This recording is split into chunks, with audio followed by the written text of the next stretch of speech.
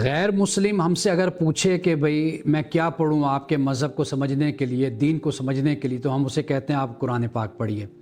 بہت آسان ہم قرآن پاک پیش کر دیتے ہیں، لیکن ہم خود جب پڑھتے ہیں تو ہم کیا پڑھتے ہیں؟ ہم پھر اٹھائیں گے اپنی فقہ کی کتاب کو، اٹھائیں گے اپنے مسلک کی کتاب کو، اٹھائیں گے فلاں عالم کی کتاب کو پڑھیں گے، تو ہم خود قرآن پاک کو نہیں پڑھتے۔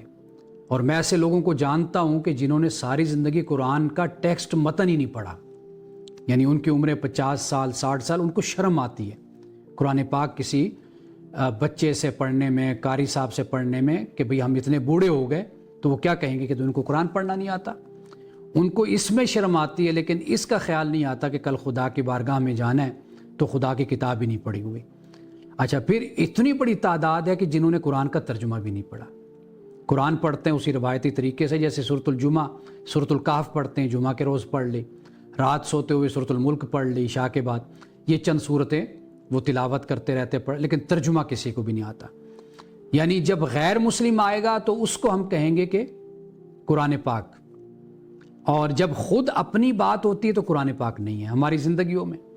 یعنی یہ آپ دیکھیں کہ کتنا تضاد ہے کہ دوسرے کو ہم کہتے ہیں کہ تم قرآن کو پڑھو، لیکن ہم خود قرآن پاک کو پڑھنے والے نہیں ہیں۔